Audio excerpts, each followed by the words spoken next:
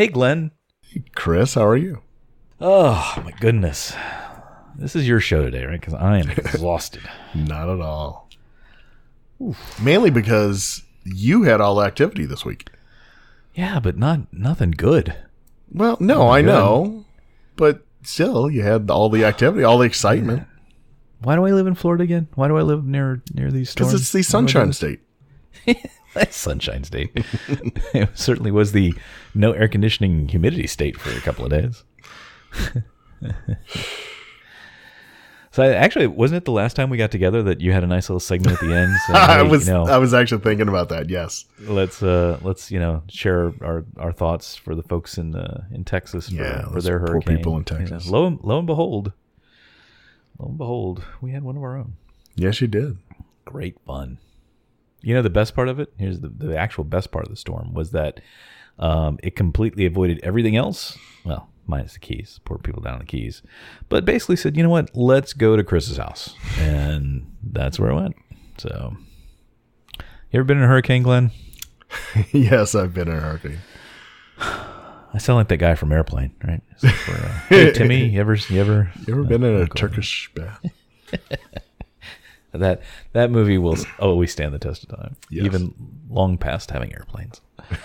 You ever been in a hurricane? They're not fun, man. They're not. They're very scary. Yeah, I've been through two scary. I think this is my fourth. Let me see. Charlie, Jean, Francis, Matthew, and Irma. Okay, fifth. What about Mark, Luke, and John? Yes, I don't know. No, not those. Okay. Those were all, well, Jean. I don't know if Jean is that a boy or girl name? I guess that would have been the boy. A girl name because it's Francis. Jeanne. Oh, is that how it was spelled? I don't even remember now. Yes. Okay, we did those. Yeah, the two worst were so far the first and the recent one. So that at least for me, Charlie and then this Irma one. Yeah, I don't know why, but you ever been through them? They're scary. Do you ever know this? They are. I mean, the wind is by far the scariest part of it. And I don't know why, but the two worst ones both came through at night, which has got to be like it started at like 8 p.m. And went to like 2 a.m. Well, that was like it kept going on after like hours and hours after that. But the majority of the big bad stuff stopped around 2 a.m. I'm like, why does this stuff have to come in the middle of the night? Like, had it come at like 8 a.m. to like 2 p.m., I don't think it would have been as bad or scary. But my gosh, when you're sitting in the dark, and we were, and you just have this, noises and creaking and howling, that's some scary stuff.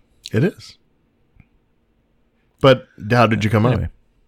Yeah, we're okay. Luckily we live in a relatively new subdivision, so all our trees are like little stalks of broccoli, essentially. They're little tiny things. And so not too much here to kind of fly around and damage us. I did lose my favorite little baby tree though, which was sad. That is sad. So we had a moment of silence for that one. I had three trees. The other two I don't really like them too much. But this one I liked, and no, it was gone. But yeah, there's driving home tonight. There's like a lot of damage around, more than I thought at first. Some big trees like bowled over and stuff. But thankfully, I don't know if nobody I know had any sort of physical injuries. Only some roof damage for some people I know. I think even I have like a tiny little section underneath the eaves that needs to be replaced. But yeah, overall for the size and severity of the storm in Central Florida anyway, I think it was way scarier than it was dangerous for us, so to speak. Yeah. Certainly nothing like it was for the folks down in the Keys. But yeah, I don't need any more of these, man. So I hope we, whatever dial we have to turn to reduce the storms, climate warming stuff, whatever's affecting this, we should do that. Yeah, I'm not with to get all man. political or scientific on you, but I mean, my gosh, I know it's, but it seems like it's gonna, it may become the new normal for a while at least. Yeah, because I mean, this stuff changes so slowly at this scale. So, and yeah, and I don't know if you know this, but hurricanes love warm water. They sure do. So, what can we do is there anything we can do to make the planet warmer? Because then that might help, right? Right. More hurricanes. More the better. Yeah, that's some scary stuff, though. It is. Yeah, we talked about it last week, and you weren't in New Orleans for Katrina, but And of course, the damage from Katrina was more than just the storm itself, but as I think you probably know. Yes, I do. But scary stuff, man. When and humans were so bad at measuring things on the scale, because I talked to family members and stuff, and they're like, they see the little chart on TV, and it has the little dot, right? And here's the center of the hurricane, right? Just the little hurricane symbol. And it's like, well, it's going on the east side or it's going on the west side. I'm like, no. Let's look at the satellite photo where the storm itself is 4 times as wide as the state. It's like, It doesn't matter where you are. No, it doesn't. It hit every part of the state. Yeah, pretty much. Tallahassee got off all right, I think. But yeah, so anyway, that part's done. The one nice thing about a hurricane, though, the next day, it is gorgeous. There's no humidity. Yeah, it is. It's nice and breezy. We went out and flew the BB-8 kite we have. It was lots of fun. The next day, once we all knew we were alive. Yeah, I mean that's right. Once you make it through it and you get power back and everything else. Yeah. Actually, a little Disney connection. Did I tell you about the trick to getting your power turned back on? No. What is the trick? So the trick is you wake up in the morning and you go. I have to say this nicely so you don't have to do the beep, but enough of this noise. I'm not putting up with no air conditioning and lights, and because it's weird. Have you ever had your power out for an extended period of time? Yes. Yes. Like more than a day? Like through a, have you? Yeah, we had a I forget the name of the hurricane come through about 4 years ago, and we were without power for almost a week. No. Yeah. Were you? Yes. How do I not know this? Did I invite you down to, for safety or anything? No, you didn't. Comfort? No. No, I didn't. Hey, it would have been nice of you to invite us up. I this know. time next time I'll make sure to do that. I apologize. Good friends would do that. Yes, good friends. They would open their homes. That's correct. They would open their homes.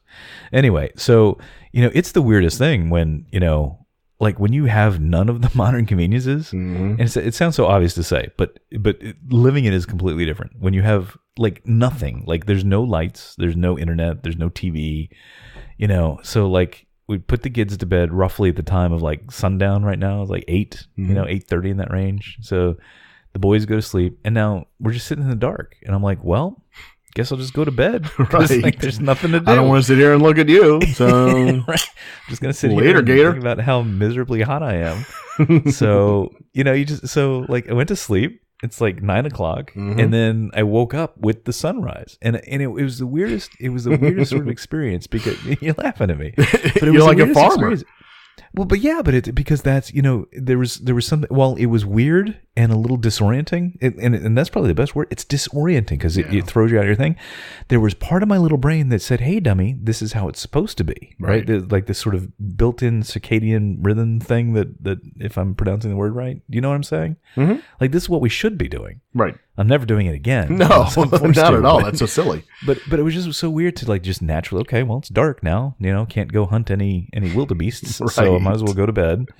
And the roosters started going off at the sunrise. And I'm like, well, I feel very rested. I've gotten 11 hours of sleep. So let's go start the day. And it's the weirdest thing. You're laughing at me, but it's weird. No, it was odd. It was oddly comforting. There was some little prehistoric part of my brain that was like, yes, caveman good stuff. So it was weird.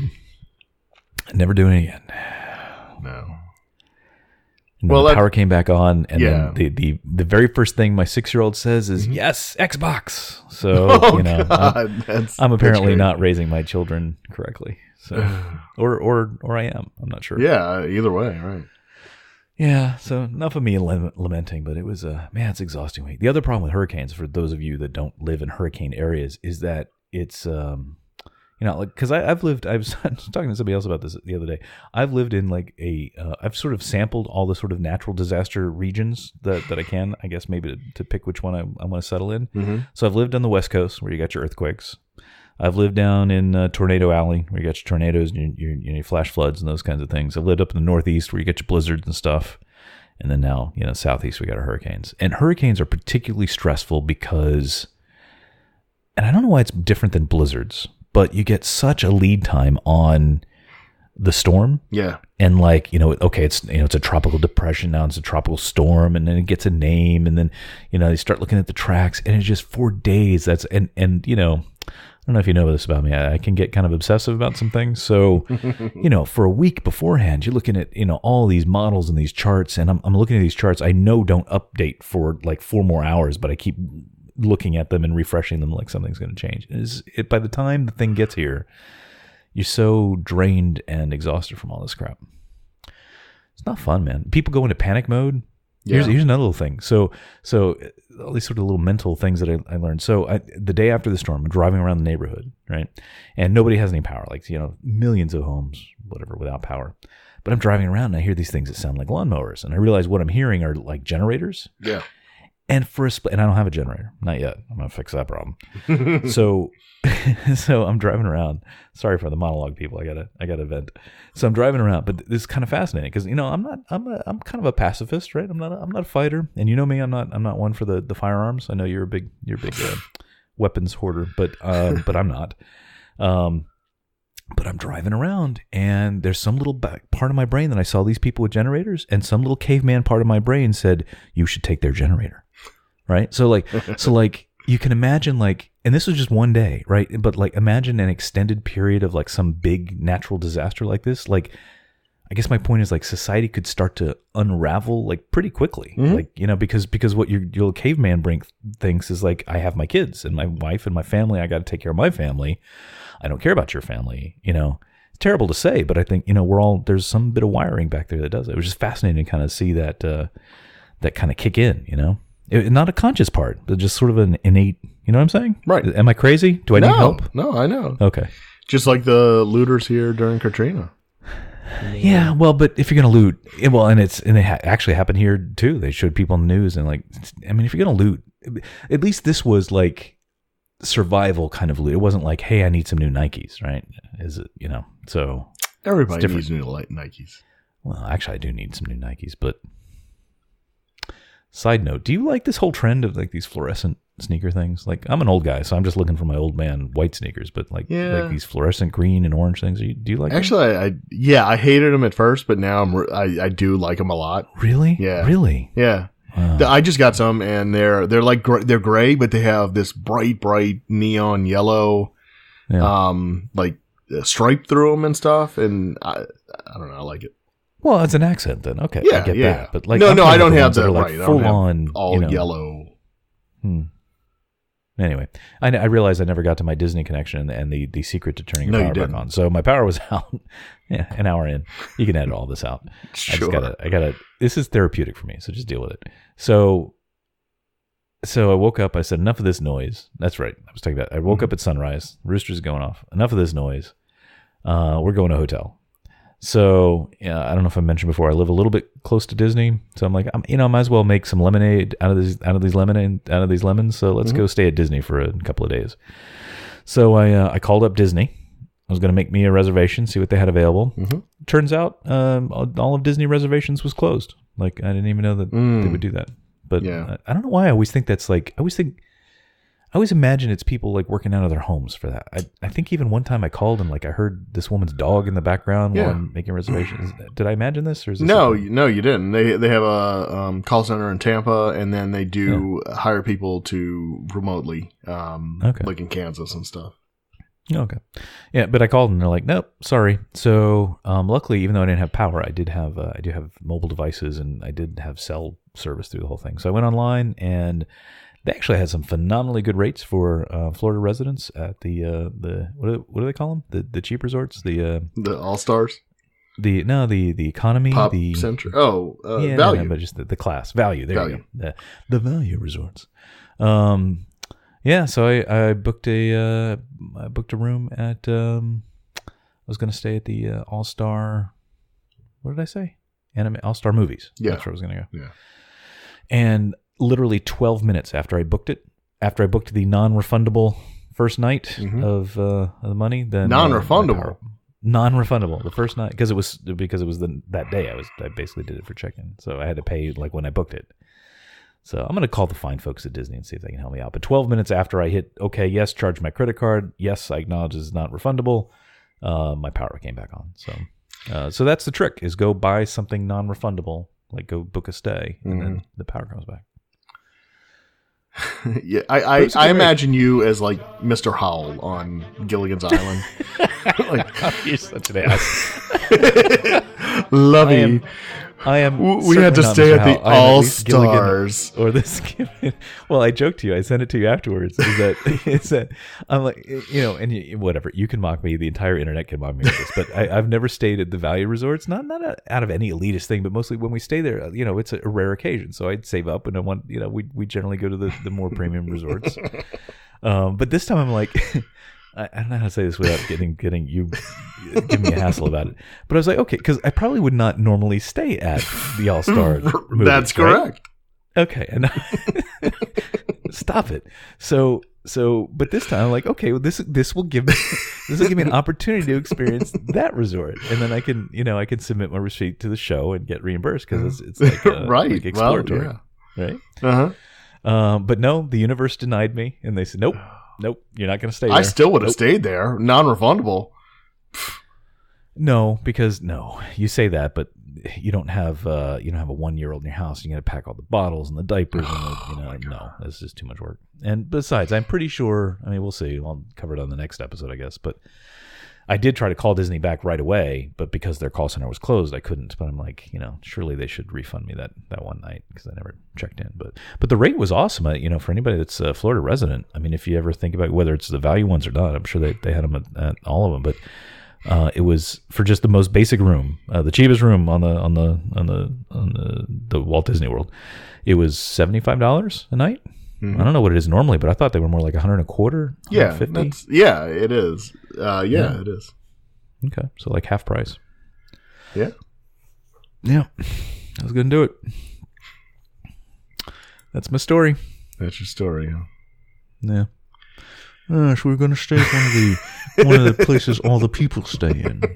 Exactly. Concierge, that is so you. Where do I get my hot dog?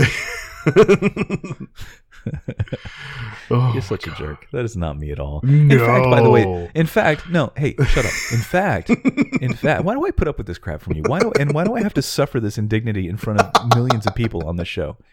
So, in fact, smarty pants. In fact, our first trip, my wife and I, our first trip down to Disney World, before you're married. Don't tell anybody. I don't think her parents know still. Way back in the dark ages in the 90s, we stayed on 192 somewhere at a Holiday Inn Express or whatever. Still one of the best trips we ever had, just because we had no responsibilities and it was lots of fun. So it's not always about where you stay. That being said, if you're gonna give me a choice, I'm gonna stay at the Contemporary or the Poly or something. Okay. And you're such a jerk. You put on this little cloak of the everyman, but if you had a choice, you'd stay at the Poly. You wouldn't. Sure, if I had this thing called money. Money. You need to have an award-winning popular show like this under your belt, and then the money rolls in from all the endorsements. That's right. Things, all that sweet endorsement money. That's right. Start a podcast and profit. Something. There's a couple other steps in there that we haven't. Wait, what is there? I think. You sure? Apparently, it's not just those two. I'm just saying apparently, because I don't think we hit that last one yet. we did. Started a podcast. We got that part. Why do I put up with this from you every fortnight? Why do I put up with this? Anyway, so you're going to stay at the All-Star Music. So you mentioned you live close to Disney, right? Or movies. Yeah, it's a couple miles away. Yeah, so Disney had to have some changes and prepare for the storm as well, right? Yeah. So they did. They closed for 2 days, Sunday and Monday. And which is, I won't say unprecedented, but it's do you know how many times they've closed in history? Yeah, this was, I believe, their fourth time? Fifth? Yeah, fifth time. Yeah, fifth. Yeah. People say that and make a big deal. When Disneyland first opened and stuff, it was only open during the summers and they closed on on Mondays and Tuesdays and stuff. So, I don't. Well, I think it's a big deal because I went and I looked up the other times that it closed, and the first time it closed was in '99. So it had, can't do the math. It had a many-year run. It did, yeah. And then later, so it had this history of never, right, decades, so, right? Just leave it at that, decades. Yeah. So it went decades, and before it was closed. So all of those closings have really happened in a much more compressed period of time, and even more, that was 99, and then I think 04, and then this. So they've sort of become more frequent. Mm-hmm. So I don't know if that's a sign that the danger is becoming bigger because of more storms or whatever, or they're getting more conservative. I'm not sure what that's a sign of, but it's just that they closed more recently. I think quite honestly, I think Florida did a heck of a job with this storm, getting prepared, getting everybody prepared, because I totally agree with you. It was very clear that the storm was going to go right up Florida. There was some wavering, east or west and all this, but it was fairly clear because we were watching it too here in New Orleans, and everybody was like, "Oh my God, it's just like Katrina and everything else," and so people here were freaked out. Yeah, all you people are going Florida. Well, no, and the meteorologists were all like, "No, you don't understand. You're not seeing like everything that's behind it and that's going to push it, but we can see it, right. And so we know that it's going to take this turn, because if it didn't take the turn, it was going to come into the Gulf and come hit us or somebody, Right. So you're welcome. So it was fairly clear.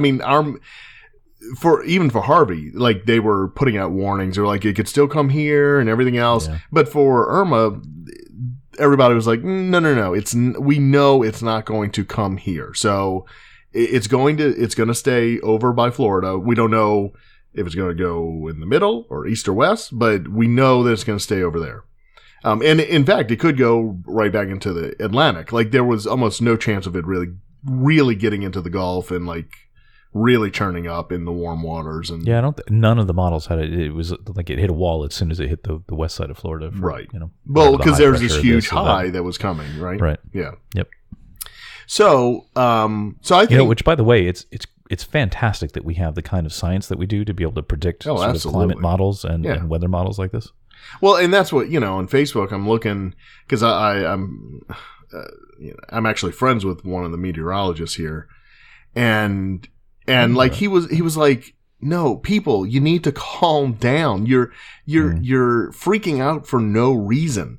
Like, we have the models, we have science and everything else, and we know that it's gonna turn, and people are still like freaking out. And it's like, so yes, it's very good that we have science and computers and everything else to figure all of this out. But so it was clear that it was going to hit Florida in some kind of way. And so, I got to hand it to Rick Scott and everybody else in Florida for really preparing everybody. And I think that's why, it went through the whole state, and the number of deaths was, fairly minimal. Yep. For a storm that size, and with all of the, building regulations and everything else since Andrew, that helped as well.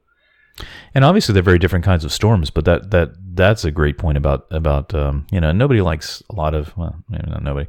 Most people don't like a lot of regulations, right. And anytime you have anything built, there's inspections that have to be done. But that is kind of the difference between, or at least in some part of the difference between Harvey and Irma was, a big part of Houston's problem was their sort of uncontrolled development and expansion, where they don't have an overarching sort of drainage plan and all that. Where Florida, because I guess we're kind of used to having to deal with these kinds of things more often, even though I know Houston gets their share. But yeah, I think overall we have better systems in place and code, building codes and things to kind of at least stand up the best you can to this stuff, right? Mm-hmm. Yeah, absolutely. But I agree that I think, as much as I hate to say it for other reasons, but I think Governor did a great job. And if nothing else, communication through the whole thing was great. I mean, he constantly did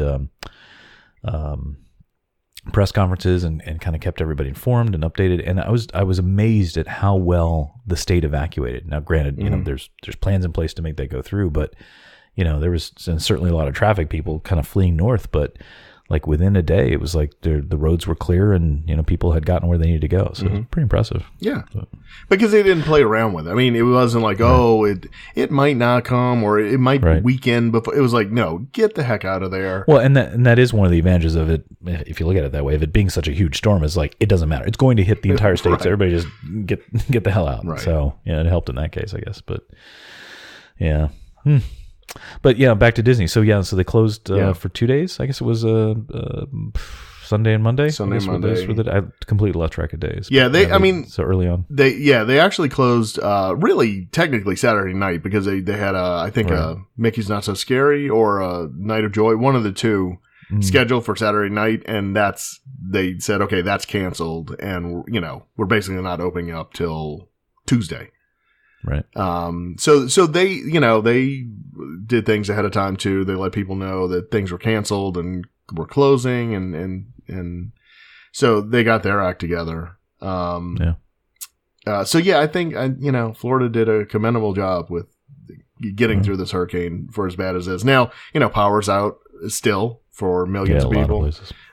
But, that's kind of to be expected, honestly. I mean, if that's the worst, I think that's a fixable problem, right? Yeah. Something that's gonna, they're gonna get power back fairly quickly. Right. And not to say, I hate kind of bringing it back to Disney because I remember even decades ago, I used to read Disney news groups, and there was one year there was a whole bunch of tornadoes all in Central Florida, and the Disney fans all of a sudden are like, oh my gosh, is Disney World okay? Mm-hmm. And you always have those people that pipe in and go, oh, all you care about is Disney World. People lost their homes and blah blah blah, and it's like, well, but it was that's the topic, but to kind of bring it to that. With this, I think Disney fared fairly well. They may have had a couple of attractions in Animal Kingdom or something that they didn't have operating, but as far as I know, nothing was really damaged there. Right? Did you hear of anything that I haven't? Really just trees. Fort Wilderness is still closed. It looks like it's going to be closed. Not surprising. Through this week. I think they have a lot of cleanup to do with trees, but. Sure. And I've seen pictures of huge trees at like the Poly and Animal Kingdom and Animal Kingdom Lodge being uprooted. Yep. But overall, it came out fine. But I think part of that is because they dismantle Cinderella Castle, right? That's what they say, right? They just take it. I think you're joking because I put this in the list, but it surprised me that this came up again. Like I think it was actually my wife that said it. She said she came to me. She said, they took the spires off of the castle. Come on. And I'm like, well, no, she didn't. It was on Facebook, so it hadn't been true. Thanks, Facebook. Yeah, but it just amazes me, like this folks that they, and maybe it's because I think there's a fairly often used construction photo of them putting on the spires. Yeah. So maybe that's part of the foundation why it has such strong roots. But there's this rumor that in hurricanes they take down the spires of the castle, so that basically it doesn't blow away or topple over or something, which is completely not true. But I was amazed. It's been decades and decades this rumor is around. So the other rumor is that people ask, well, why don't you just close the dome? Well, people think that there's a dome over Disney that you can control the weather. Oh my God, I wish they did, because I would go more often. Right? Like put that at a nice 72 degrees with a little bit of breeze and I'm there. Yeah. Yeah, I wish. Someday. Yeah, I've often thought about that on like an infinite time scale. Somewhere in the future, right? I guess if Disney World can survive as a business long enough, don't you think eventually they would put some dome over it? Well, since they're putting gondolas up, I think it would be to their benefit to put a dome. That's great. Yeah, so I don't know what else Disney does to prep. I remember for Charlie, I think I actually have a picture of it somewhere. The monorails, they at least at that time, they actually put in the TTC rather than in the barn for some reason, and they actually put them like nose to nose inside underneath the where you normally board in that area. I don't know. I didn't see anything this time. My guess is simply to cut their losses. If something drastic happened to the barn, they would still have some monorails that they could use, right? I wonder if it's and also maybe like an evac plan, because then maybe you have them out on the track if you need them for some reason. Could be. It I could don't be. know. We should find somebody who can tell us that. I know. Like I said, I know they did that for Charlie. I don't know if that's still their sort of process, but I think they did it last year for Matthew, honestly. I think we saw pictures of that. Yeah, maybe. Yeah, but other than that, I don't know. I don't know what other... I'm sure they'd obviously go around the park and batten down whatever and, put a tarp over the fireworks so they don't get wet or something. I don't know, whatever they do.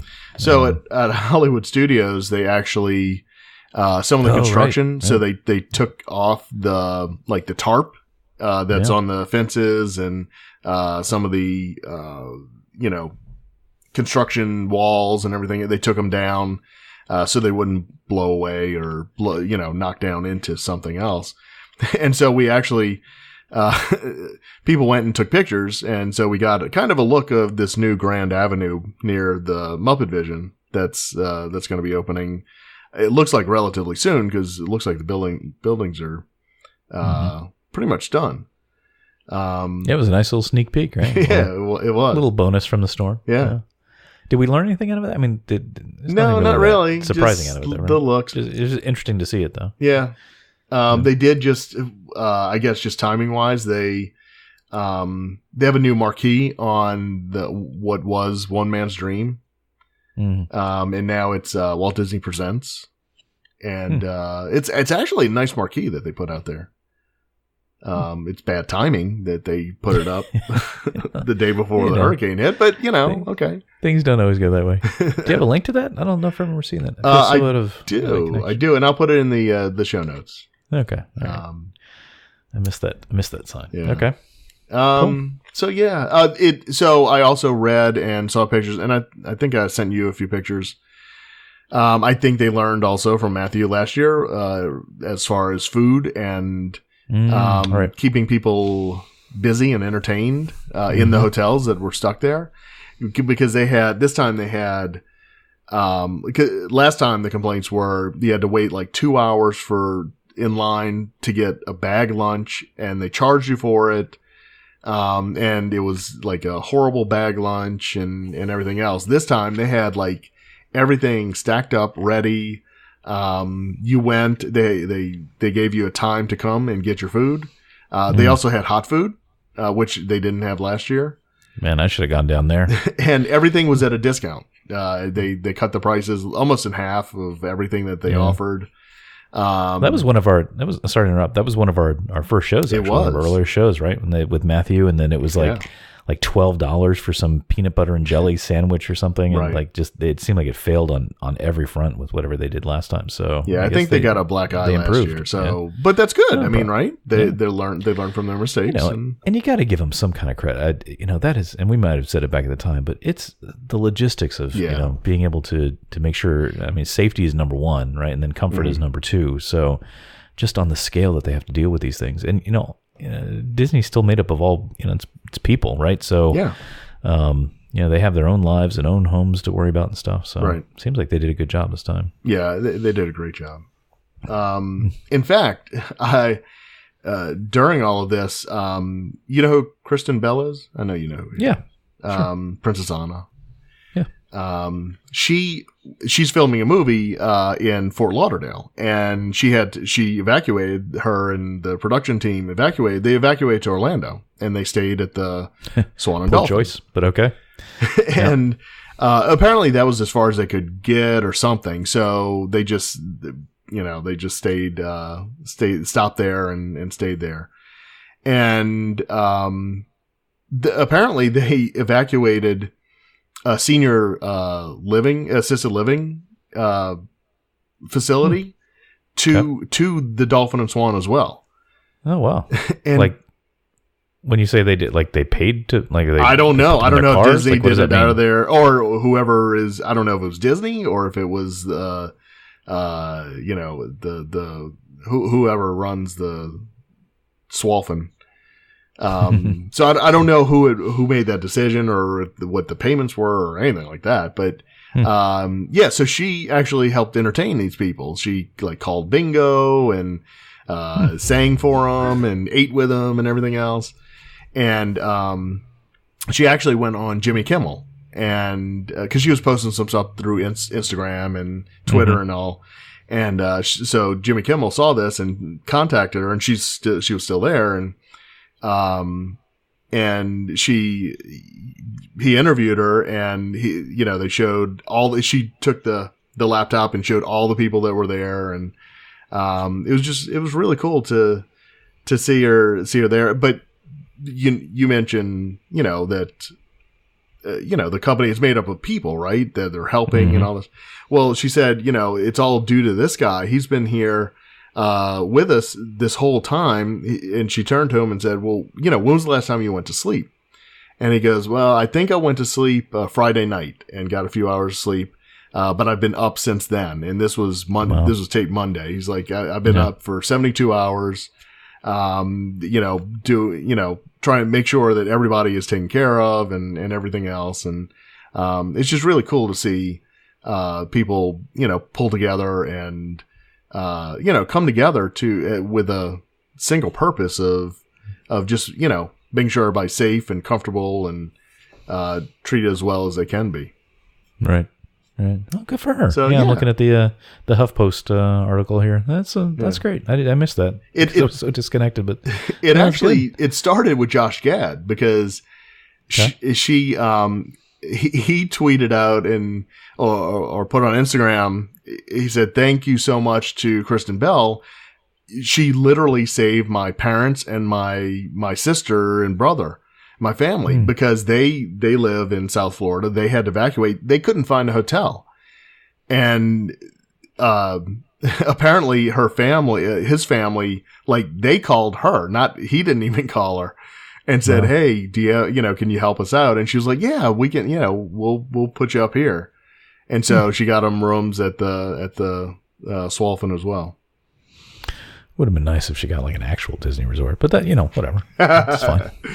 I mean, look, she needed a place with the rooms, I guess. I don't know. Yeah. It's no all-star movies, but okay, whatever. So, no, it's not the all-star movies. Well, that's a good, you like nice stories like that. That's great. It's fantastic. All right. She's cool. I like her. Frozen. Great movie. That's right. She was singing Frozen songs and everything. Yeah. Yay, great. Haven't heard that one before, Anna. Dear, could you stop singing that song, please? Right. Could you sing anything else? Yeah. Please? Oh, funny. It's a Small World? No, God, no. Be nice. Cool. Yeah, good stories. Yeah. Yeah, so it looks like Disney did a good job overall. They did. And on top of that, they also committed $2.5 million to help those impacted by Hurricane Irma. That's good. Looks like it's going to the Red Cross, UNICEF, ask where Save the Children, and other nonprofits. I'm sorry. Yeah. No, I didn't know where they how they were committing, who they were giving that to, or how were they using that money. But you answered that. Here you go. That's good. Yeah, a lot of people, I complain about my lack of electricity for a day and a half, but there are some places. I think I heard in the Keys, 1 in every 4 homes is not only damaged but destroyed in the Keys and stuff. So yeah, it's awful. Yeah, still a lot of people need a lot of help. So yeah, good for them. Yep. Yeah, Disney does the good things sometimes. Good for them. So. Well, yeah, I had a note here. I just thought it was interesting because we talked about closings and stuff, and I was researching the closings, which times they had closed it, and that doesn't really get counted as a closing. But on 9/11, originally they evacuated everybody. Not only closed the park, but evacuated everybody. I just thought it was amazing when I heard that they evacuated the parks in 30 minutes, which just seemed like an ungodly, an amazingly fast amount of time to get everybody out of parks. Did you know that? I didn't know that beforehand. I had to see that. I had heard, because I went back and actually watched a couple of the, they have a couple of the news shows, like the local news. And they gave a slightly different statistic, but still it was very quick. Oh, really? They said they had evacuated 200,000 people in an hour and a half. Okay. Well, even so. But that's what I'm saying. I mean, if you look relatively, it's the same thing, right? Yeah, I mean, considering that it takes an hour and a half just to get out of the park on a normal day. So well, and think about how many people were going into the park at that time too. So I mean, the park had just opened at 9, Right. And so it, all just started happening like 15 minutes before that. And nobody really knew, as when the first plane hit, everybody assumed it was an accident. It wasn't until, about an hour later when the second one hit, that's when it was like, oh, wait a second. Yeah. And so that's when they started their evacuation, getting everybody out. But yeah, everybody kind of tells the same story about the evacuation, the guests and the cast members. But basically the news went out to the cast members. It went from the managers down really quickly. And basically all they said was, stop all the attractions, and don't tell anybody anything specific. Just say, due to circumstances out of our control, we had to close the theme park today, and you need to make your way out of the theme park. Yeah, and how do you do that? What did you say the number was? 200,000? Yeah, I mean, over the 4 parks. Yeah. And man, gosh, how do you do that? Well, were there 4? Yeah, there were 4 then. Yeah. Yeah, and how do you do that without inciting panic? And Exactly. So it seems like everybody was very calm. And, so, and that's part of the reason why they didn't want to say anything too specific either. Yeah.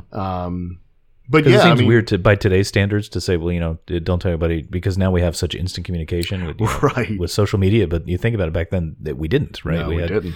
We had cell phones, but we didn't have, there was no Facebook, no Twitter, et cetera. Right. So, you got to figure most of those people at the parks would have not known exactly what was going on, and maybe sort of rumors got passed around or whatever. But interesting. So that's got to be.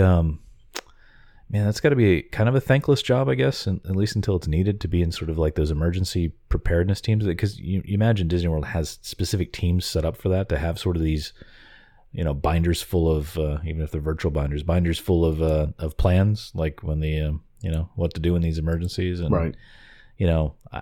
That's a special skill to kind of think ahead and have these things in place and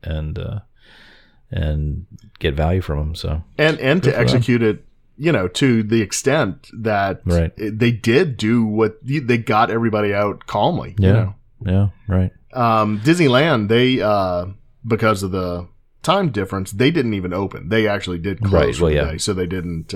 They just had people at the parking lots just saying we're closed. But that was kind of even just a surprise to learn or realize that they opened the next day, which is a little surprising, just because the nation was kind of in a shambles there, that like there was so much that just stopped for days at a time. But Disney World opened, which is a little surprising. But I guess I guess you got to do something with all those people that are. Well, and that's the thing. So. I think more than anything, it was just that, because you have 200,000 people almost in all of your resorts, right? And what are you going to do with them?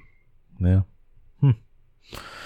Well, anyway, I thought that was interesting. So that's a good job all the way around for them, I guess. Yeah, at Disney. Well, and that not to be, but the FAA had grounded flights for how long? So that threat was fairly minimal at that point, because so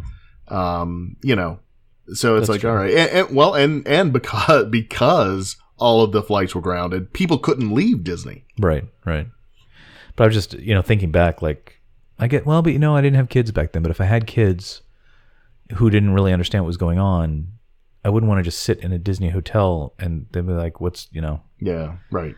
Like, because part of me says, like, who would want to go to a Disney park and have fun under those circumstances? Because, I mean, it was just, the nation was in shock and didn't know what to do about that. But, I guess if you had your family there and couldn't go home anyway, then, I mean, what else are you going to do? So, yeah. Huh. It's funny. I mean, you and I were both here. I don't think you and I were friends yet. No, we weren't. No. But, it was so wrapped up in, our jobs and our homes and whatever. I don't think I ever even considered what happened just a few miles away. So, yeah. I thought it was interesting. All right. Yep. Should we talk about solar? Yeah. So let's go completely random. Well, no, it's not random, because I actually have this ties together, because after I lost power for 36 horrible hours, I started thinking about, how do I not let this happen again? How do I go off grid?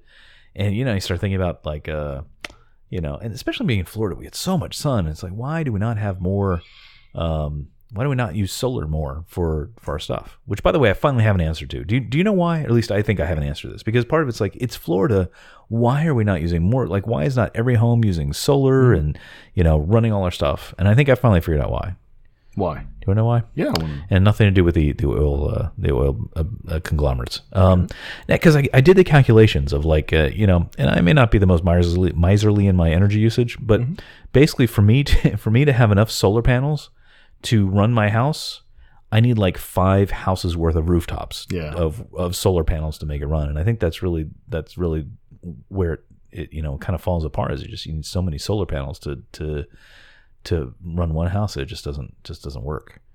But anyway, I bring it up because I have noticed a few times driving into Disney that there are 2 separate little areas right off the road where they got these big solar farms now that I don't know who put them in, Duke or somebody. Mm-hmm. Yeah, Duke. So I was kind of interested because on the one hand, my less cynical side says, good for them. They're, alternative energy, et cetera, et cetera. My more cynical side says, well, they put them right off the main road there. They almost look like a showpiece, just kind of like, hey, we're doing some solar. So I don't know. I asked you, the man of all things knowing Disney related. So do you have any backstory here? What's up with those solar panels? Yeah, so they're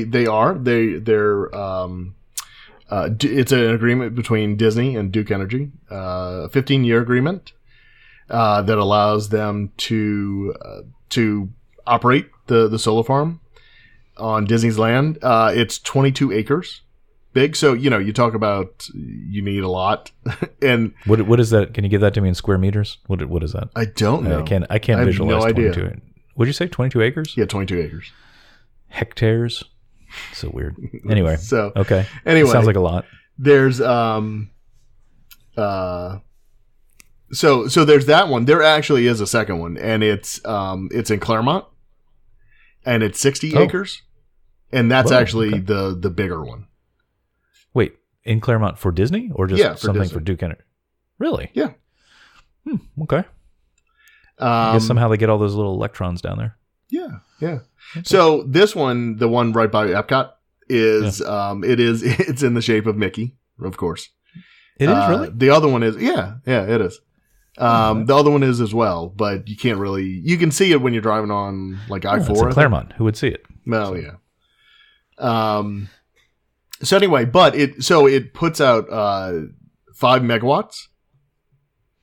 It's not 1.21 gigawatts? It's not 1.21 Come on, you wanted to say gigawatts. that, didn't you? You wanted to say that. 5 megawatts is the amount needed to power about 820 homes. Okay. 820 homes. Well, it's not actually that much when you consider. No, it's not. So I don't know. Of electricity used at Disney World, right. It's got to be like. Right. That probably the coffee makers in all the hotel rooms use more than that. But if you figured the other solar, if it's 60 acres wide, then it's 3 times that. So it's about 15 megawatts, you would assume, right? So yeah. Google Maps doesn't have updated pictures of that. Sure, it does. It does? I'm pretty sure it does. I want to see the Mickey shape that you're making up. That I'm making up. Okay. Hold on, let's see. Because it's on World Drive. Right? This is fascinating. This is a fascinating show, by the way. Listen to 2 guys hunt around Google Maps. Right. But you can follow along at home. Get out your own printed Google Maps. That's right. And so where? World Drive, Western Way. I'm trying to think of how I normally drive in. So like I drive in Western Way, and then I go down World Drive, and like right before you turn in, right on Epcot Center Drive, and I don't see him here. So you lie. I thought I saw it on here. Maybe somebody did an aerial photo or something. Maybe that's what I saw. Yeah. Okay. Well, anyway, that'll give you something to do to put in the show notes. Yeah. So you don't escape by. Okay. Shape of Mickey. I didn't know. Yeah. Wait, how many watts? Megawatts? What did you say? 5. 5 megawatts. I'm trying to think. Like, oh yeah, they still have the raceway up here. Boy, they flattened that thing pretty fast, didn't they? Yeah, they like did. That thing went away in no gone. time.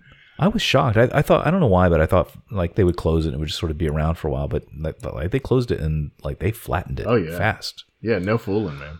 Yeah, and that's some big. I know we've talked about it before, but I see the construction there, the new roadways and stuff. It is massive what they're doing there. I'm a little worried, in fact, that it'll feel too much like a highway interchange. Like, I hope it doesn't. I don't know. You know what I'm saying? Yeah. We'll see. Oh, there's the airport that used to be an airport, or at least a landing strip. Yeah. Stolport. That's right. I have a sticker that says that.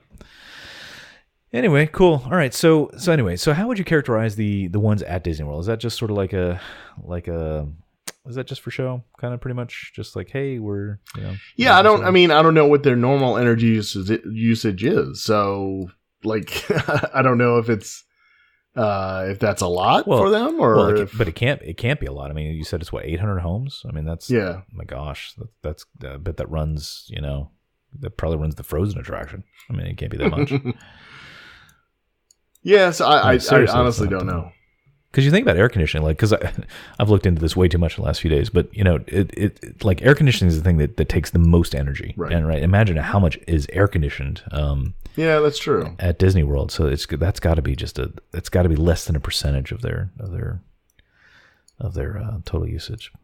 But I guess for me, it's what the motivations are. Is it we at least want to do something. Then that's one thing. If it's just hey, let's pretend we're doing something, that's something different. But I think if Disney, quite honestly, their business. I think if Disney can save money by going with solar, they'll do it.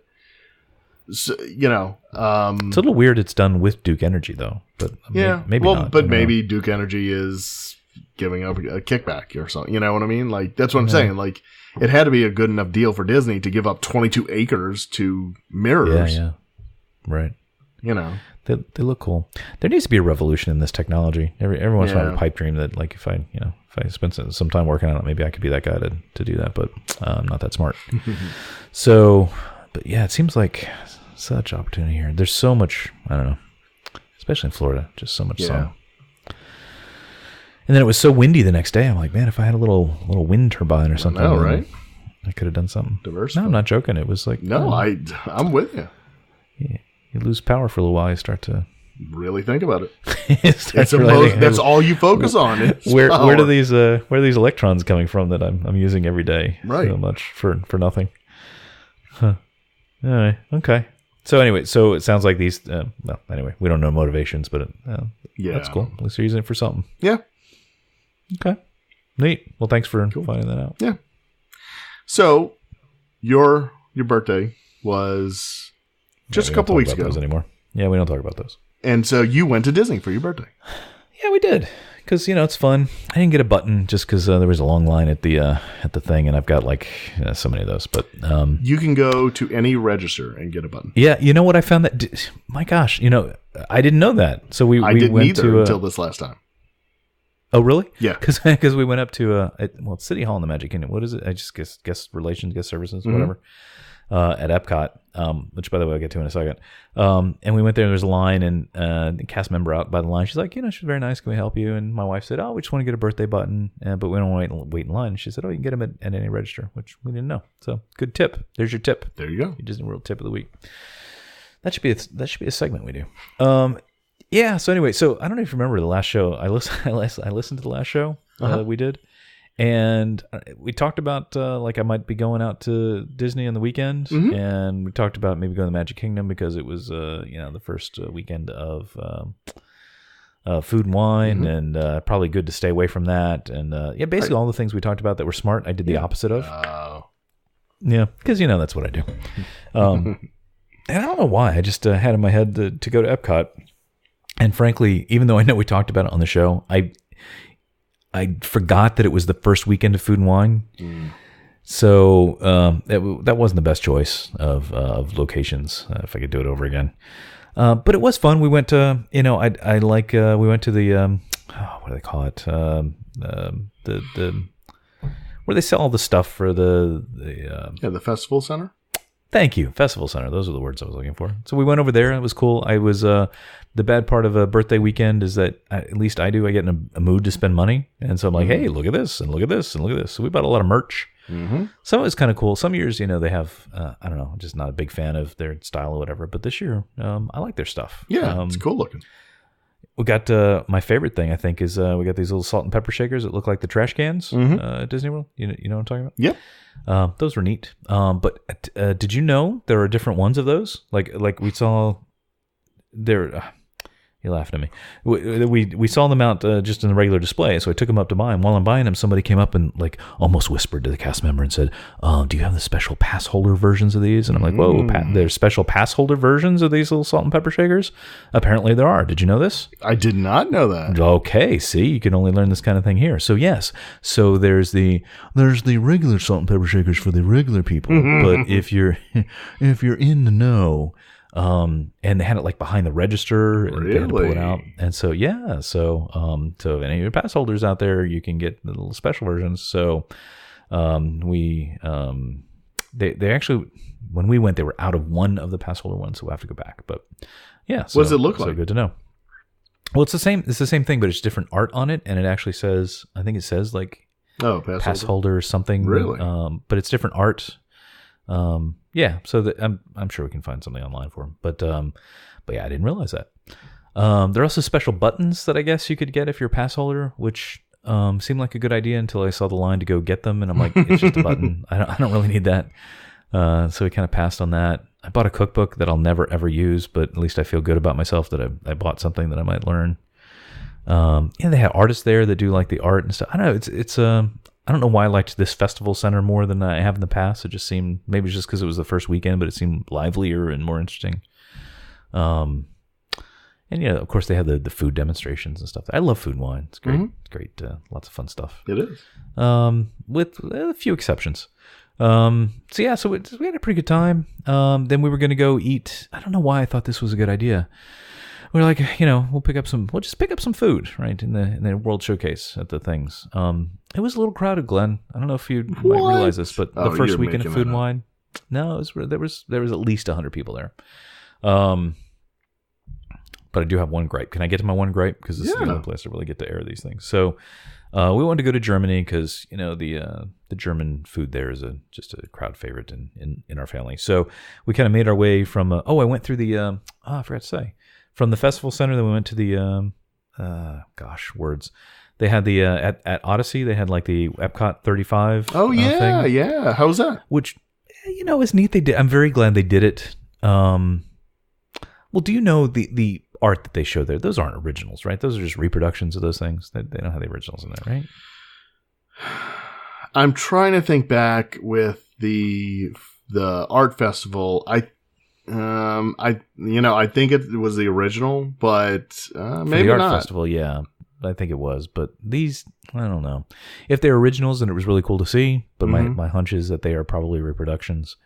So mixed feelings about it. I love that they even acknowledged it because it seems like many times they don't. So I'm glad that they had that. The art, the art was pictures that I've seen many times in books and stuff. So it wasn't that amazing that it was different. Was it concept art or just? Yeah.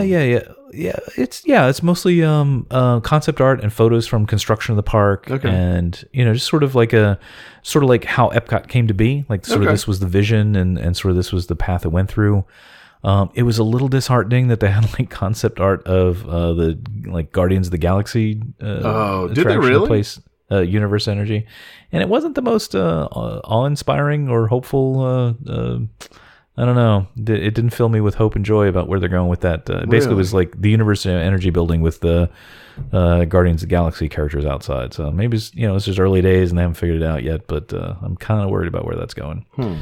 We'll see. We'll keep an eye on that for the listeners. But actually, the neatest thing, it's dumb, but the neatest thing that I thought, because it was, I didn't expect it. I did expect the pictures because what we saw from other people sharing was they had because in that room it's sort of like two little. Left and right ears, if you will, little like circle areas, and then they had the area in the middle, right? On the area in the middle, there's like a little stage, and they do presentations and things. Up on that stage, they had a video screen, and they had like a like this sort of looping video of, almost like, hey, happy birthday, Epcot, and it was like, like photos of attractions that didn't exist anymore, and just a good nod to Epcot's past. So, it didn't bowl me over, but it was just okay. It was nice to see some acknowledgement of the park that was as they destroyed the whole thing. So I liked it. It's certainly worth going. I wouldn't not go to it, but it's I think my problem is that I guess it was the 25th, 20th, 25th, whatever that one was. 25th. Oh, yeah, when they had the actual. It was almost like a museum for Epcot. Like that was a much more impressive thing than this, because they had actual like original merchandise from that era, and a lot more that was sort of more museum quality stuff than this was. But still, it was nice to see. So, still, hop in. Doesn't cost anything, so might as well. Yeah. But anyway, yeah. So we head through that. We were gonna go head around kind of like by Mexico and China and whatever, and.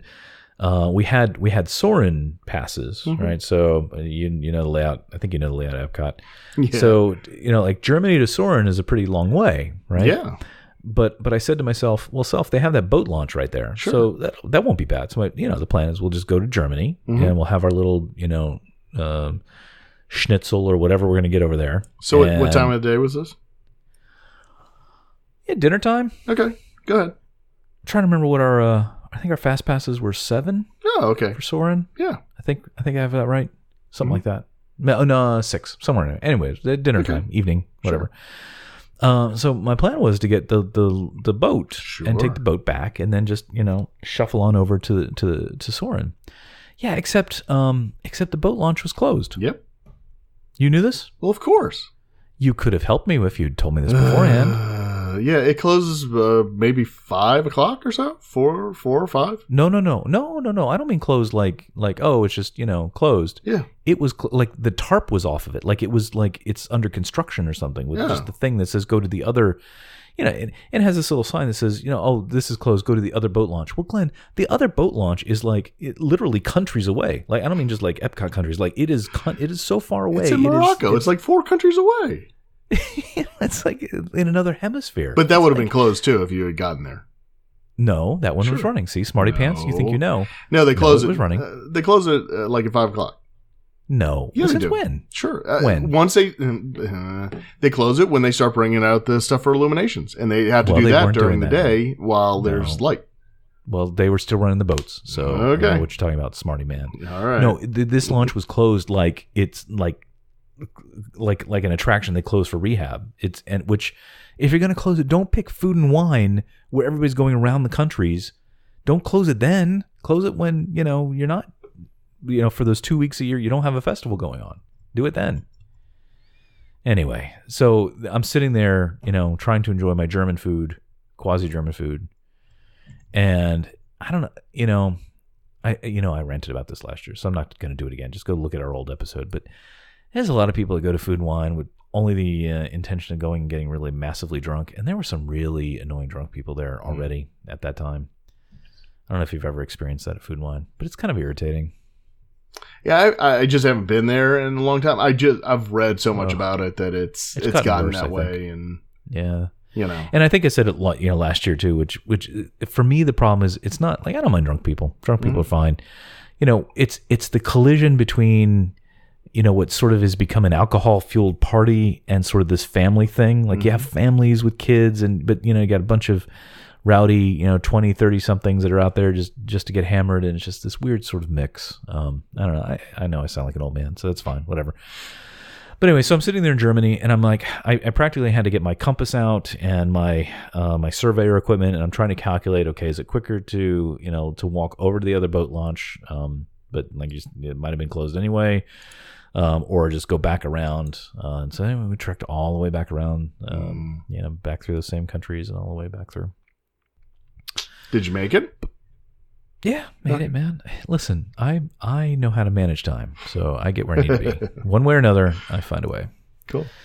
But yeah, no, it's fun. I want to go back when I'm kind of more prepared for it. Yeah. One little thing they do, I don't know when they started this, but, and I never had a kid before that it mattered so much, but they have like this little passport book for Food and Wine that has little stickers for each country in it. Yeah. So my 6-year-old had a great time because he had to have something to do because, how much beer can he drink? Right. So, we gave him the little book and I said, okay, every time we pass a country, find the sticker for that country and stick it in the little passport book. And so he did that. That was a lot of free fun for him. He liked that. I didn't go on the Soarin' because, I had the baby and, I know my wife and my son really like that. So we hung outside, enjoyed our alone time, and they went on Soarin', and we went home. Cool. So I wish I'd gone to the Magic Kingdom or something. It would have been a bit more enjoyable, but yeah, it was fun. The festival center was nice. That was kind of the highlight of the thing.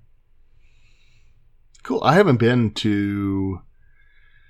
I don't think I've ever been to the Food and Wine Festival when the festival center was the festival center. Oh, really? Yeah, because it used to be just like at World Showcase Lagoon, right? They just had the merchandise in little tents and or whatever. So, I've never really... There was an interim place, though. It used to be in the... I don't know what the areas are called. The...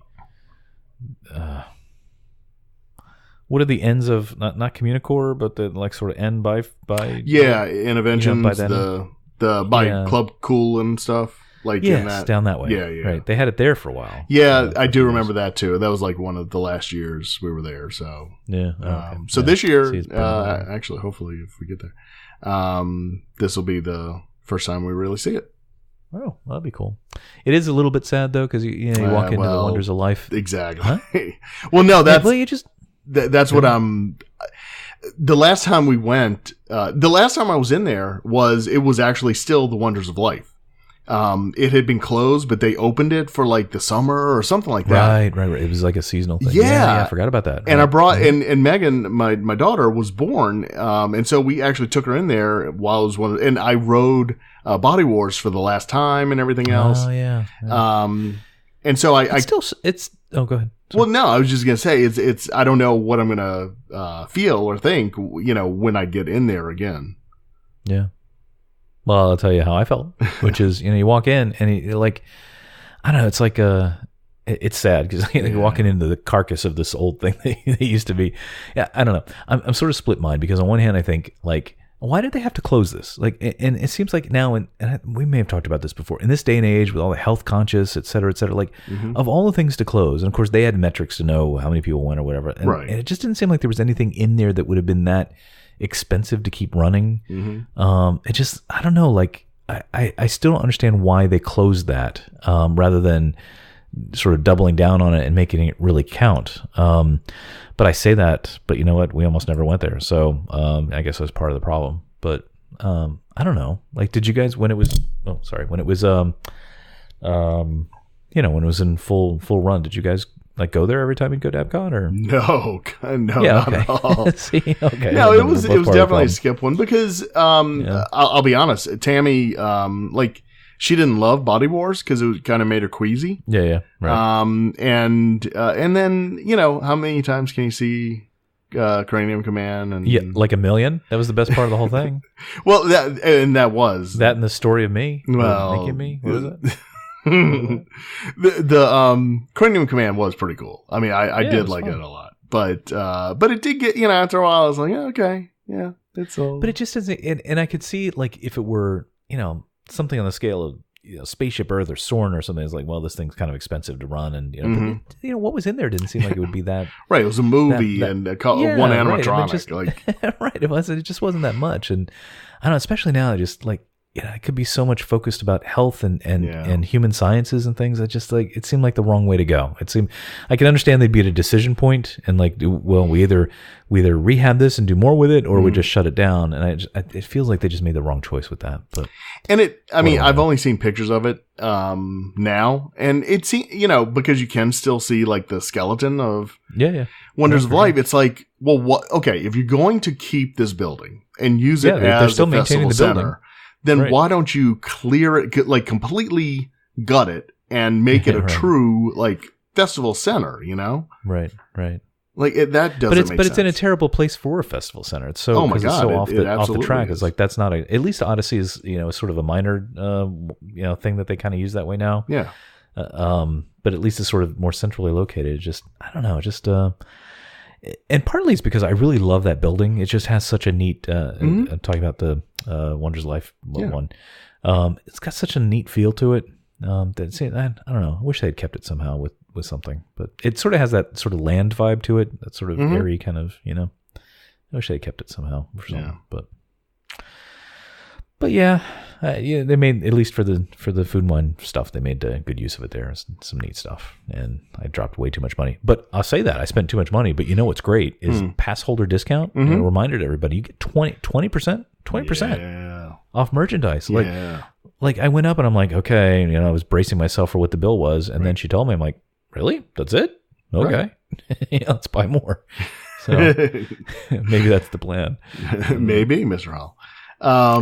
Stop it. But yeah, no, that is the greatest thing about the annual pass is that discount. Yeah, it's certainly helps. Yeah. So anyway, food and wine. I'm sure we'll go back 1 or 2, 3 or 4 more times. Can't wait to hear the further. Actually, reports. what we're gonna do is, if it weren't for our friend Irma, we'd actually booked a babysitter. We were gonna go, just my wife and I, back the next weekend, but. Didn't kind of work out that way. Anyway, that's it. That's Chris Goes to Disney. Cool. With all his usual complaints. All right. Well, we just have a couple of pieces of news to cover. Yeah. Yesterday it was announced that J.J. Abrams is going to direct Star Wars Episode 9. Am I the only one shocked by this? This is shocking to me. No, and they put it out like at an odd time, and I don't know what I don't know why they wouldn't be like trumpeting this, right? Right. It was just kind of I kind of saw it. Like normally I have Twitter going and everything else. You would think that would be like, that's all I would be seeing. And it was like this one-off webpage I went to or something. And I'm like, wait, did this really happen? And so I had to search, and I'm like, wow, this is really happening. Now, not to be too negative or worrisome here. Do you think this is any sort of sign that maybe 8 didn't go as well? Like it didn't end up as good as they hoped? Like should we have low expectations of 8? No, because they were actually talking about having Rain. Is his name Rain? Right. Sure.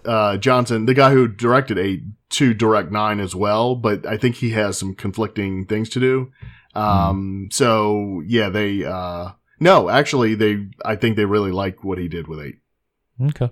Maybe JJ just wanted to. Maybe he wanted to do it. I don't know. Well, the guy they had, they fired him like last week. Oh, okay. Because he directed Jurassic World, but then he directed some flop and like. Yeah. I think they got a little queasy, right? And so they said, okay. So they went to JJ and said, hey, wouldn't you like to do the last one too? Right. So okay. So he's going to do it, which is cool. I mean, it's back in good hands that we know, right? You can never have too much lens flare, so bring it on. So good. So that, and then a bit of sad news.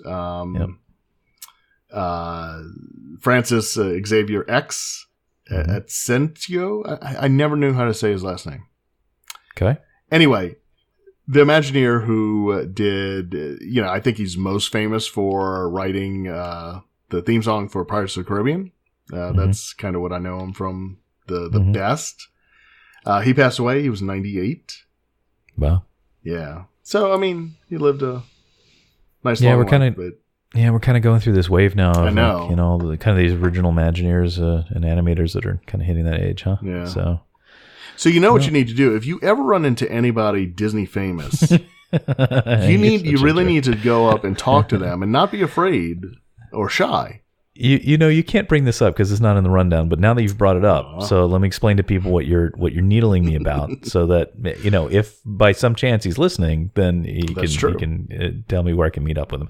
So anyway, one day I was like all good stories. This begins with one day I was at the Panera, and I was there before work. I don't know, just sitting down having some coffee or whatever, and I mentioned I didn't talk about this last time, did I? Last show?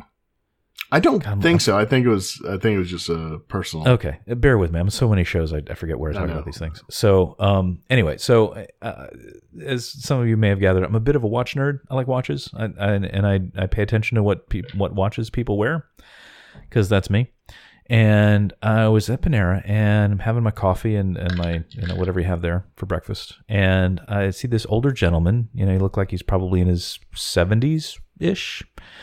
And I noticed he had a gold Rolex with Mickey Mouse on it, which is, I have never seen this in my life, not even in photos or anything. Like, I didn't even know this was like this isn't something you just buy. Like, this is a very unusual thing.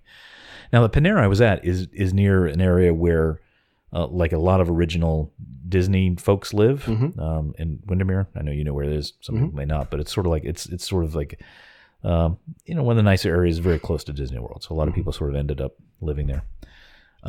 Anyway, so I don't know. Would it be safe to say we believe this might have been Dick Nunes? Maybe. I think so. I mean, because well, I guess the pieces we put together is like, well, who would have a Rolex with Mickey Mouse on it? Because it almost looked like a retirement kind of gift, or like you've been somewhere, but it was a Rolex. I mean, it wasn't just like here's your Loris watch. That's where maybe I mentioned it. We talked about it last time. Oh, I think so. But anyway, so and I was looking at it, and at the time I was so fixated on the watch, I didn't even consider like the actual Disney World connection. I wish now I had gone up. I was very tempted to ask about the watch. I wish now I had, because it might have been one of the most famous people ever associated with Disney World. But and you're good at these things, so give a brief on who Dick Nunes is. It's a good little Disney World history here. Right? So Dick Nunes was hired right before Disneyland opened, and he worked for essentially he was pretty much first employee for Disney University. So all of the training that all of the employees went through, he was like second in command, including giving Walt Disney went through his training program in the first class. So he started when Disneyland started. He rose through the ranks. He became president of Disneyland. And then when Walt had his, Project X to build Walt Disney World, he was actually the project manager for it. So he helped design and, build Disney World. And he when Disney World opened, he became the president of it. And then ran it through the 70s, and then into the 80s, he became the president of outdoor entertainment, which included Disney World and Disneyland. So he was over all of the theme parks at the time, and he retired in the 90s. I want to say 99 or so he retired. I really should be looking at something. But anyway, so he is, Dick Nunes is, a lot of people make fun of him or, joke about him because he was, an old time Disney guy, and he thought up some wild concepts for Disney World in the 70s. And so people, josh, with him or about him, but I don't know. I have a lot of respect for the guy. I met him once when I was on the college program. And I knew who he was before that. And so it was such a huge deal to see him and shake his hand, even if it was just for a brief moment. But anyway, so that's who we think Chris may have seen. Maybe hard to know, but I'm going to camp out at the Panera from now on. Maybe I can see him again. Yeah, wish I had said hi, or at least asked about the watch. But oh well, I'll haunt, see if I can find him again. Yeah, maybe Mr. Nunes, if you're listening, just let me know when you'll be at the Panera. I'll come say hi. Tell him I said hi too. Yeah, remember that guy? You shook his hand in the college program? 1991, in March of 1991, at Epcot Center in front of Germany. So as I was researching this to see if could that have really been who I saw there? Because in the Disney World, that's a pretty big celebrity sighting. Yeah. Looked at he has a Twitter profile. I think it's been updated in a while. But his Twitter profile is "I built Disney World," which has got to be the best tagline you can have in your profile. So had I built Disney World, that's what I would do. Oh, absolutely. What else would you put? I mean, my summary. I built Disney World. I would wear a hat that said, "I built Disney World." I built Disney World. That's funny. Anyway, all right. Let's see if we can find him again. Maybe. Yeah. Hey, we should get him on the show. He can talk about his time. That would be awesome. Whatever things he did while he was there. Cool. All right. Thanks for bringing that up, Glenn. Open that wound again. You're welcome, man. All right. Hey, let's talk about some consumery things. Okay. Have you bought anything recently? I know you're constantly buying things. So, what do you got? You got a pick this week? Am I going first? Who's doing I'll go first. So I got, Okay. I bought the Incase. That's a brand name. INCASE. Incase. A Pro Pack nylon black bag. So the reason I got this, I have a bit of a bag fetish, especially camera bag fetish. I cannot find one that fits all of my needs. I've tried every single kind there is, and so I took a gamble and I got this one, and I put all my camera stuff in it. So the thing about this bag, it's not only a camera bag, but it's also a laptop bag. So when I go to Disney, I have to take my laptop with me because I need it just in case I need it for work. So I always take two bags with me. I take my computer laptop bag, my work bag, as well as a camera bag. So this is 2-in-1. I have another bag that's a laptop and camera bag, but it's really bulky. Like I don't like it. But the thing I like about this one is it has on the top, it has a little zipper where you can just pull your camera out quick. So it's quick access. You can also get to you can raise the little flaps up and get to two of your lenses. Just out of the top. So you don't really have to, like, the last bag I used, you had to take it all the way off and like kneel down on the ground and, dig through it to get what you needed. So anyway, so I'm hoping that this bag is a good travel bag for me. I can eliminate one bag, fit everything in this one. The only thing is it's very long. Like it's when I have it on, it goes all the way down my back. And since I have the Sony, mirrorless camera, it's a lot smaller and the lenses are a lot smaller. So I plan on there's a lot of empty space in it on the camera side. And so I'm planning on, that's the area at the bottom where I'll put, water bottles and snacks and stuff like that when I'm actually at the parks. So anyway, so I don't know, so far so good. I like it. Cool. So we'll see. I love it, and I love bags too. The most amazing thing about bags, and the worst thing, is that there's no perfect one. So if you do like bags, it's a great excuse to just buy different ones over time because none of them are ever perfect. You can always find a reason to buy another one. So cool. I can't wait to hear about your next trip and tell me what's good and not good about it. Yeah, and you can buy your next one. I mean, it's silly that this is my pick of the week, but because I haven't really tried it yet. But you haven't heard my pick of the week though, so you know how silly it is. All right, go ahead. I want to hear it. What is it? You sure? You ready to go? Yes. So I don't know if you know, I'm a bit of a Star Wars fan, and I like the droids. I'm a big fan of the droids. Uh-huh. So I don't know if it was this last week or somewhere in the last couple weeks. Sphero, remember those people? I do. See, and actually, there's a Disney connection here, right? So Sphero is, I think Disney owns a portion of Sphero, the little robot toy company, right? Yep. And they're the company that famously Iger went to as they were working on episode 7, that they needed somebody to build BB-8, somebody with that kind of thing. So they came out with we had Force Friday, which I guess is the big day that they announce all the new toys and merch and stuff for the new Star Wars movie. And Sphero came out with a few new droids. Remember, for episode 7, they came out with the little BB-8 version you could control with your phone. Remember that? Oh, I remember. I'm looking at him right now. I was going to say, I think you have one. I have one too. He's packed away somewhere. I haven't found him since we moved, a year and a half ago. He'll show up eventually. But anyway, so they came out with new ones, and my favorite droid is and always shall be R2 because he's R2. Yeah. And so they came out with an R2 version. Now, you remember the original Sphero? It was fun for like a minute. You play with it, and it was a little hard to control, and it was like, okay, yeah. Well aware of that too. That's why he's just sitting here. I wouldn't say you regretted the purchase, but maybe you'd be like, this isn't as much fun as I hoped. Yep. But it's the new crop of these. They've put a whole bunch of more functionality in these. So number one, I get R2 now, right? So now is at least at the very basic. He's a remote control with your iPhone. R2. You can turn his head. You make him drive different directions. You can even take your finger and kind of like trace out a path on your phone or your tablet, and then he'll kind of follow that path and walk around. So it's not they have some additional additional functionality in there. If you have multiple of these new ones, and I don't think it'll work with the original BB-8, so I guess I'm gonna have to buy another BB-8. But if you have them, and anyway, so if you have multiple of these things, they'll actually interact with each other, right?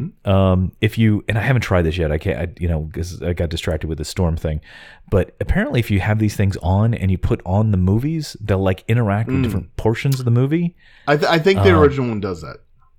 Does it? Yeah, I never think so. Did that. Okay, I think so. I gotta figure out where he is. I gotta break them out. And then finally, what I think is probably the most amazing aspect of these new ones. If you're into Apple development at all for iOS or anything, there's this programming language they use called Swift, and they have these things called Swift Playgrounds, which you can do on an iPad, and it's a way that you can kind of learn programming at kind of a basic sense. And they have, and I haven't done this yet either. I got to dive into this, but they have. These sort of templates. There's like a Sphero template or something. So you can program. My understanding is you can program using Swift Playgrounds the droids to do different things and sort of give them commands and stuff like that while sort of teaching yourself the Apple programming language and programming tools. So they added all, and the prices are pretty much the same. It's not the cheapest thing ever. It was $180, but I think for what you get out of it, it's not bad. And it's fun and it's R2. So. That's my pick. So that's what I got. I really like it. If you have an Apple store near you, they actually have a pretty extensive display of all the Sphero things, and I guess the Sphero Disney Apple connection is strong, and that's how that came to be. So that's my pick. Very cool. That's very cool. I saw you took a little video and posted it, and I'm like, wow, that's really cool. Yeah, it is. Yeah, my kids loved it. It was fun to play with, so I can't wait to do some of these more advanced things with it when I have a little time. But it's worth the money if you got it. Yeah, if you got it. Well, thank you to our special guest, Mr. Howell, this week. Yes, buy all the droids you can; they're fabulous. I was thinking maybe a lot of people listening to this don't even know who Mr. Howell is. I know. Do people know that? Yeah, well. I don't even want to get into that conversation. I was talking to somebody the other day and I was mentioning something about, I don't know what it was. It might have been Brady Bunch or something. And I realized I kind of had the kind of parallel in my head is like when my grandparents used to talk about like Sid Caesar. No, or like the honeymooners before I knew who they were. And I'd be like, what are you old people talking about? And that's but we're not what old. People hear me talking about. No, that's the only problem. Now, how can I be old? I play with little robot toys. That's right. All right. Did we cover it all, Glenn? Is there anything we left out?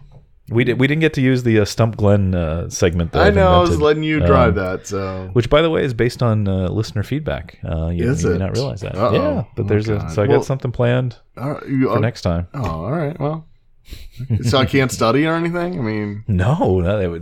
How could it be Stump Glenn if you get to prepare for it? But now I'm going to study everything. What, just everything? The entire universe? Everything. No, everything. I'm going to limit it to Disney. It could be about Who says it's going to be Disney? That's true, but Stump Glenn. Okay. All right. That's fine. Yep. We'll see. Okay. All right. Hopefully no more hurricanes between this one and the next one. Let's hope not. Yeah, seriously. Okay. All right. See you, Glenn. See you next time. See you next time. All right, bye.